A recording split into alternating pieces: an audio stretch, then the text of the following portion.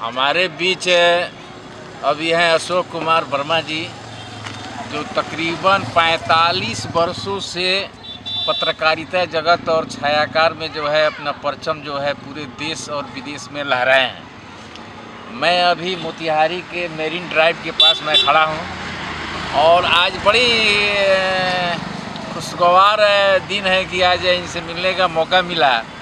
तो अशोक वर्मा जी, जरा बताया जाए कि आप जो है ब्रह्मा कुमारी संस्था से 22 साल से जुड़े हुए हैं और आध्यात्मिक कार्यों को आप सामाजिक स्तर पर जो है बहुत तरह से मोतिहारी और ज़िला में कई जगह पर आपका कार्य बड़ा सराहनीय रहा है और हम लोग इसी कार्य को देखते हुए आज थोड़ा सा मिलने का मौका मिला है कि आपसे बात करें।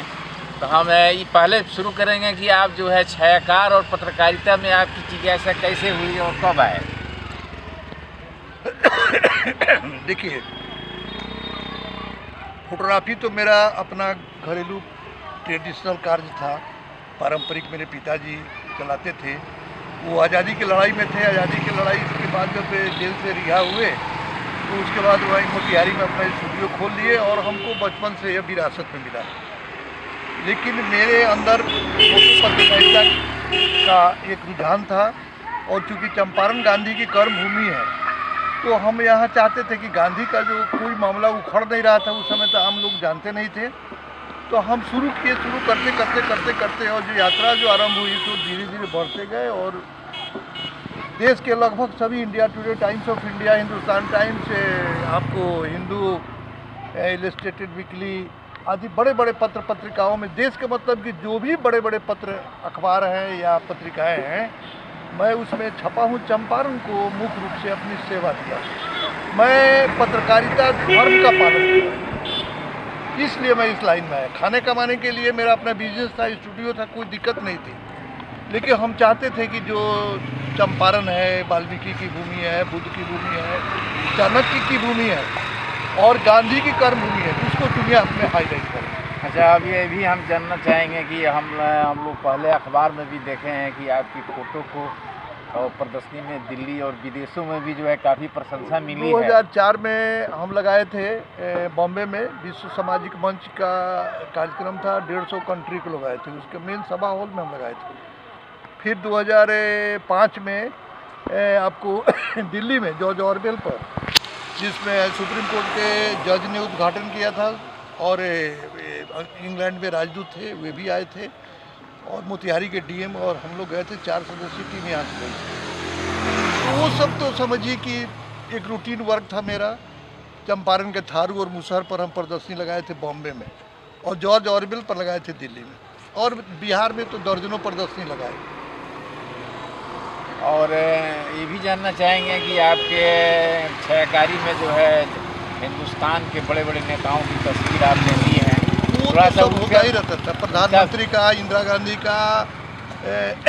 गांधी का भी लिए, अटल बिहारी वाजपेयी का भी लिए और राजीव गांधी का भी। ये सब तो हुआ है, कोई काम करते थे तो जो आया सो करते रहे। लेकिन हम खोज रहे थे, मेरा मेन रुझान अध्यात्म था और ये मुझे मिला नहीं लोगों के अंदर। उसके बाद हम मुड़ गए ब्रह्मा कुमारी संस्था से। आप ब्रह्मा कुमारी संस्था में जब गए, हम तो खोज रहे थे, हम तो फिलोसफी के स्टूडेंट भी थे। लेकिन ब्रह्मा कुमारी 2004 में जब हम संपर्क में आए तो देखे कि अरे यहाँ तो बड़ी पारदर्शिता है, बहुत अच्छा संगठन है, क्योंकि यहाँ कोई देहधारी इसको चलाता ही नहीं है। इसको चलाने वाला तो सीधे डायरेक्ट भगवान है। तो भगवान है, बीच में कोई गुरु घंटाल, गुरु गोसाई नहीं है। ये मेरे लिए आकर्षण का मुख्य केंद्र है। और इस संस्था का सबसे मेन बात ये रहा कि इसके पास एक अपना उद्देश्य है। और उद्देश्य क्या है? चरित्र निर्माण। जैसे देखिए, हम 2004 में आए, 4 में आए, लहसुन प्याज छोड़े, मसाकाहारी हो गए और आज 22-23 साल हो गया, हमारा जीवन बदल गया। तो शक्ति तो है, तभी तो बदल गया। तो यहाँ भी कितना चल रहा है संस्था यहाँ जिला में? दर्जनों इसका सेंटर है। हम तो अपने घर पर पतौरा में भी एक सेंटर खोले हुए हैं 2007 में, आज 19 साल से वो भी चल रहा है। क्या ये ब्रह्मा कुमारी जाने के बाद भी आपकी देखते हैं कि आपकी जिज्ञासा और आपकी कलम जो है बराबर जो है सामाजिक मुद्दों पर चलती रहती है और चलते रहेगा? समाज में बहुत धर्म के लोग हैं, बहुत संस्थाएं चल रही हैं, लेकिन रिजल्ट क्या आ रहा है? घर घर में लड़ाई, घर घर में झगड़ा, टेंशन, डिप्रेशन, हत्या, बेटा में मारामारी, भाई भाई में खून खराबा, किस धर्म में बताया गया है? आप देखिए, रामायण पढ़े हुइएगा। रामायण में भरत ने राम का खड़ाऊ रह करके पूजा किया, लेकिन राजगद्दी पर नहीं गए। राम के सुरक्षा में लक्ष्मण गए, सीता अर्धांगिनी के रूप में जंगल में खाक छाना लो। तो ये जो राम लक्ष्मण भरत शत्रुघ्न की कहानी है, ये कहानी प्रेरक है ना। तो लोगों ने इस कहानी को जीवन में क्यों नहीं धारण किया? क्यों रावण बन रहे हैं? क्यों राक्षस प्रवृत्ति के हो रहे हैं? कहीं ना कहीं तो मिस्टेक है, मिस्टेक हो रहा है। हमारा सभी धर्म अच्छा है, एक बात जान लीजिए, चाहे हिंदू हो, मुस्लिम हो, सिख हो, ईसाई हो, गुरु नानक, कोई धर्म खराब नहीं है। सभी धर्म में प्रेम, एकता, भाईचारा, मोहब्बत की बातें कही गई। हम यही कहेंगे कि आपके जो भी विचार जो है व्यक्त किए हैं, और यह व्यक्त जो है समाज में एक नया दिशा प्रदान करे, नई रोशनी प्रदान करे। और आपने मूल्य और निर्माण कार्य जो आध्यात्मिक कार्य पढ़ाई के द्वारा कर रहे हैं, उन्होंने क्या देखा कि इससे जुड़े संस्था उद्देश्य की चरित्र निर्माण कैसे होगा? आप अब चरित्र का निर्माण कैसे होगा? देखिए, लास्ट में हम यही पूछते हैं, इस दुनिया को कौन चला रहा है? कोई है? भगवान है। हाँ, ईश्वर है। तो भगवान जो कर रहे हैं उसको मानिए। एक लाइन में धर्म धारण करने की चीज़, एक बात जान लीजिए, धर्म धारण करने की, धर्म को लोग धारण नहीं कर रहे हैं, लौट रहे हैं, शिकारी आएगा, जाल बिछाएगा, दाना गलत कर रहे हैं और चाहते हैं कि हम अच्छा रहें। कैसे अच्छा रहिएगा? अब पाप कर्म करिएगा तो पाप का रिटर्न तो गलत ही ना होगा ना। मूल्यों को पुनर्स्थापित करने के लिए आध्यात्मिक शक्ति चाहिए, और आध्यात्मिक शक्ति के लिए परमात्मा से सुबह अमृत बेला उठिए, योग करिए, अमृत बेला में भगवान के साथ कनेक्ट होइए और भगवान से बातें करिए। और एक बात और जानिए, जैसा अन्न वैसा मन होता है। तो अगर शुद्ध आहार नहीं लीजिएगा, खाएगा लोग लाश, खाएगा खसी का गर्दन काट के, मुर्गा का गर्दन काट के। और तो जब मुर्गा कटा हुआ खाइएगा तो हिंसक प्रवृत्ति जन्म लेगी। हमारे ऋषि मुनि संत महात्मा क्या खाते थे? बोलिए, कंद, फूल, फल। आज 200 400 बरस जिंदा रहते थे। बोलिए, तो ये इसको क्यों नहीं पकड़ रहे हैं लोग? तो ब्रह्मा कुमारी में स्पिरिचुअल एम्पावरमेंट किया जाता है। आपके अंदर शक्ति, सबके अंदर है, उस शक्ति को जागृत किया जाता है योग बल से और ईश्वरीय पढ़ाई से। इस संस्था को सिर्फ भगवान चला रहा है, कोई नहीं है, बीच में कोई है ही नहीं। यहाँ निराकार ज्योति बिंदु परमपिता परमात्मा इस संस्था को लेकर के चल। आपके विचारों का मूल संदेश है कि जो ईश्वर का बताया हुआ है, मेरा विचार नहीं है। एक बात और जान लीजिए, स्पष्ट बोल ईश्वर के विचार के द्वारा हम जो भी बात बोले हैं, परम पिता परमात्मा शिव बाबा ने हमको जो पढ़ाया है, हम वही बात बोले हैं। आप गलत करके अच्छा का उम्मीद कैसे करिएगा? बिल्कुल बिल्कुल। आप अच्छा करिए ना, अच्छा मिलेगा आपको। अच्छा करिए, हर धर्म में अच्छा ही सिखाया गया है।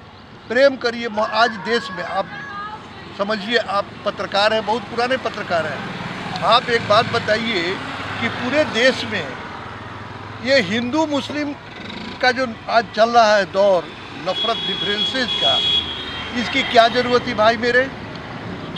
सारे धर्म के लोग तो आदि सनातन देवी देवता धर्म से ही निकले हुए हैं। सब तो हमारे भाई भाई हैं, सब उस बंदा, एक खुदा के बंदा हैं, भगवान के बच्चे हैं।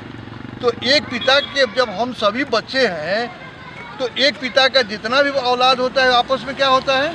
भाई भाई भाई भाई होता है। भाई तो भाई भाई होता है ना। तो भाई भाई जो होता है, तो भाई भाई जब आप रहिएगा, तो भाई भाई क्यों नहीं समझ रहे हैं लोग आप अपने को? समझने की जरूरत है। तो हम कह रहे हैं कि सारे लोग जब समझ जाएगा तो कोई देखिए नहीं है। मंजिल एक ही है, भगवान। अलग अलग मार्ग से लोगों को जाना है, लेकिन नफरत क्यों करेंगे? आपको जो करना हो करिए, आपको जिस तरह चलना हो चलिए, दूसरे के फेरा में क्यों है भाई मेरे? ब्रह्मा कुमारी में नफरत नहीं, यहाँ प्रेम सिखाया जाता है। दूसरी बात कि सबके लिए दुआ की जाती है, दुआ दो दुआ लो, किसी से नहीं नफरत। उसके बाद यहाँ 3 बिंदी का बातें हैं। एक आत्मा बिंदी, दूसरा जो बात बीत गया उसको बिंदी, और तीसरा परमात्मा बिंदी। बिंदी है। आप शिवलिंग पर जाके देखिए, शिवलिंग में 3 धारा है, ब्रह्मा विष्णु महेश, और बीच में बिंदी है, वही तो गॉड है। तो गॉड क्या आपसे चाह रहे हैं? अरे आप सभी लोग जानता है कि धरती पर हम आए हैं कुछ समय के लिए, फिर टाइम बीत जाएगा, हम चले जाएंगे। अच्छा, विश्व में शांति माने इसी विचारधारा से होगी? विश्व में शांति कैसे होगी? नफरत रखने से नहीं होगी, बदला रखने से नहीं होगी, प्रेम रखने से होगी। जाइए ना जरा जीसस क्राइस्ट का जीवनी पढ़े लोग, क्रिश्चियन लोग, इब्राहिम का और मोहम्मद साहब का पढ़े ना, कितना किए हैं समाज के लिए, जिन लोगों के लिए। आप उनको क्यों नहीं फॉलो कर रहे हैं? और अगर नहीं फॉलो कर रहे हैं वहाँ पर, तो आइए हमारे ब्रह्मा कुमारी का देश विदेश में 150 कंट्री में यह संस्था है। किसी सेंटर पर जाइए, मुरली चलती है रोज़ सुबह 7 बजे, कहीं 7 बजे है, कहीं 7:30 बजे, कहीं 8 बजे। मुरली के बाद जो लोग निकलते हैं, मुरली सुनने के बाद आप उनका इंटरव्यू लीजिए कि आपको यहाँ क्या मिला, वो लोग बता देंगे। दूसरी बात कि ब्रह्मा कुमारी संस्था में आकर के देखिए तो सही, यहाँ ढकोसला नहीं है। यहाँ सत्य ज्ञान दिया जाता है, परमात्मा का सत्य ज्ञान, सत्य परिचय, हर क्वेश्चन का यहाँ आंसर है। इस संस्था में जो भी जुड़े हैं, चाहे 1 महीना से भी आ रहे हैं, 10 दिन से आ रहे हैं, आप बात करिएगा, आपको हर क्वेश्चन का जवाब मिल जाएगा। अच्छा, जिस तरह दुनिया में जो है बिखराव हो रहा है, भाई भाई में तनाव हो रहा है, घर में कलह हो रहा है, क्या दुनिया परिवर्तन होगा? परिवर्तन होने जा रही है। अब ये दुनिया इस रूप में नहीं चलेगी। अब नई सतयुगी दुनिया भारत में आरंभ होने जा रहा है, ये सत्य है। तो नई दुनिया के लिए अभी ब्रह्मा कुमारी का गेट खुला हुआ है। आप आइए और आप यहाँ के नीति को, यहाँ की शिक्षा को लीजिए। अच्छा लगे तो टिकिए, नहीं अच्छा लगे छोड़ दीजिए, चले जाइए, कोई बात नहीं है। लेकिन अभी सतयुग जो नई दुनिया आरंभ होने जा रही है, बहुत जल्द है, समय नहीं है। आपको मोटा मोटी हम बता देते हैं, लोग बोलेगा नहीं। 9 बरस हाथ में समय है, 9 बरस के बाद दुनिया परिवर्तन होना तय है। ये परिवर्तन की प्रक्रिया से हम लोग गुजर रहे हैं। आइए, मौका है। यहाँ देखिए, यहाँ कोई पैसा उसा का बाजार नहीं है, कोई दक्षिणा गोड़ पर रखना है और बाबा जी है लीजिए, वो सब नहीं है बाजार। दिन में टाइम फिक्स है। आइए, देखिए, सुनिए और परमात्मा के संदेश से मानिए, उनसे संबंध जोड़िए। सतयुग जो बनने जा रहा है, स्टार्ट होने जा रहा है, किसका जन्म होगा 35-36 में, फिर नई दुनिया आरंभ होने जा रही है। चलिए, बहुत बहुत धन्यवाद आपको, कम से कम इतनी जानकारी आपने दिया। और हम यही लोगों से कामना करेंगे कि जो इनके बताए जो है वक्तव्य है वो